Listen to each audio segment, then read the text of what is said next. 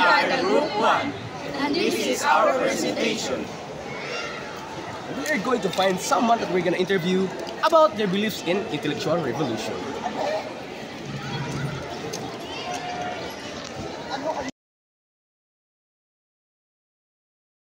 Hey everyone, so I am LJ Bergose. I am 23 years of age, a graduate of Bolalan State University, and my profession is draftsman. So, what's your question? So what is your belief about intellectual revolution?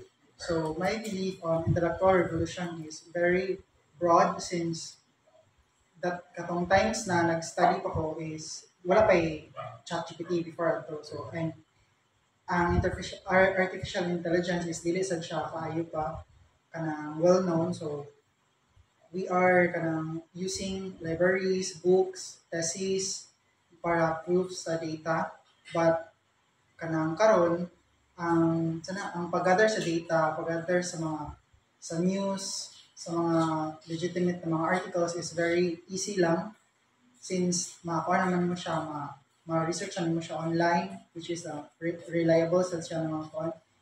For example, is Google Scholar. So Google Scholar provides kanang mga articles na magamit mo sa thesis na mo makasupport sa inyong mga claims. And nasa lang AI, which is si ChatGPT. So ChatGPT also provides mga articles if like kung tanong mo siya like, mga citations about this specific topic. So magamit mo siya. So I think that's my belief and points on the intellectual revolution. So thank you and good night. Maayong gabi sa tanan. Ako si Mrs. Baudilla Giboni, usa ka retired teacher. Sumala sa akong experience sa 1990s. First teaching nako na nga tuig 1992. Sa panahon namo ni adtong panahon na ang maestra ang amo ra lang taong service na lang habal-habal or galingon nga motor. Unsa na-assign kog bukid ang gamong usahay na ipakyaw nako nga motor kuha usahay pod wala nya tungod sa kalayo di ko kauli og kuan. Adto ra ko sa Tambungan Elementary School sa layo sa Kandihay na tuas bukid nya mauli ra ko og kuan usahay midweek ni Cabernet usahay kay kapoy na ray kaayo mo uli sa La Union nga kuan pod ag hangbana nagtrabaho nya luoy taon mga bata sila ra bilin sa balay unya kanang agahang youngest dadto kay kuan pa man sa 1992 87 pila pa man si G ato 5 years. Unya tungod lagi sa wala ang income ko lang man sa hong pag asa substitute pa dito nako nga hong dalhon akong anak kay kanang wala lagi mabilin sa mga maguwang eskwela pod. Unya mo to nga hong bana dito pod sa Cebu nagtrabaho mga layo kayo. So na lang dalhon pero kaluoy sa Ginoo bisan og magdala kog bata manageable akong anak utan sa gracias gawas magduwa sagdan ra pud na nya inig human musod ra pud siya sa room kay matog nya inig kahapon manguli nami sa pag-eskwela na niya daycare siya na mabilin sa balay ag isang mga kuya sila mga maguwang niya mga eskwela sa ibilin lang si Jana House mong suon nga silingan pud namo nya ala ipatanaw nga kuan nya kaloy sa Dios may eskwela siya magilis nya ma-perfume ko no padong na sa eskwelahan wala pa may hatod-hatod sa una lahi na ron kay mga bata nga anad na og hatod pero sa akong mga anak sa una kaloy sa Dios ko nila kana siguro grade 1 inig pa-enroll pero inig human sila na joy mag-adtog eskwelahan kay ako busy magtrabaho. So maro po na yung ika-sulti nga ang mga bata sa karon og sa kaniadto lahi ra tungod sa mga modern technology nya nanay gadget sa una ang among kalingawan sa balay kana radyong radyo. Wala pa gani mi TV atong 1990s. Dinhi nami naka aghang mga bata sa una og mutan-og TV. Moadto pa sa sentro sa among barangay kay sityo raman mi.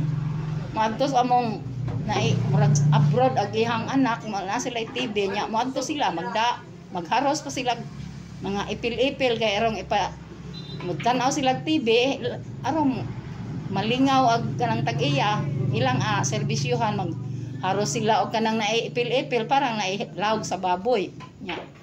Alas 9 na gani manguli na kay eskwela na kaugma. So ang mga bata sa una nagtubo og kalisod og maglaag man gani sila inig kapalis na adyoy bilin nga paglaag mo kay mulaag man ka mo pero uli magdala jud mo kahoy.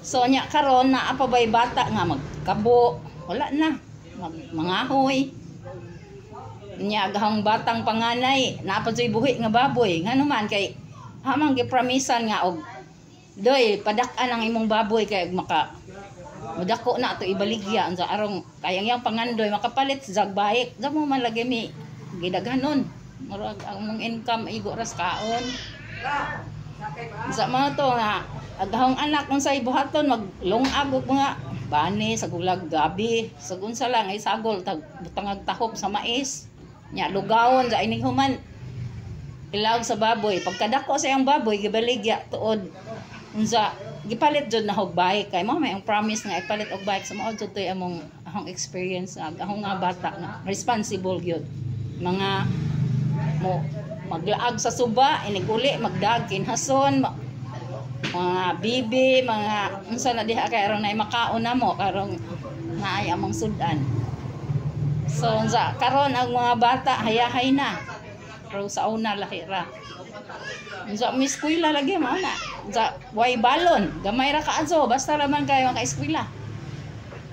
So maaro pa na ang mga huna sa mga tao sa mga 1990s ang experience na bisan pa og sa kalisod basta lang sentro lang ang Ginoo gyud sa tanan nga may atong saligan maura pud nay ato jud nga dalangpan nga bisan pa mga kawadon mga bata nga layo ta ato lang isalig sa Ginoo nga naadjud siya magbantay kanunay nya protection nya guidance ang importante nga guided jud ang mga bata nga no dalhon na og simba sa gagmay pa unsa magmotor gani mi sa una masud man tong muuli ng kandihay muuli mig panglaw masud man tong 5 ka bata kay gagmay palagi pero pag panagko na wa na.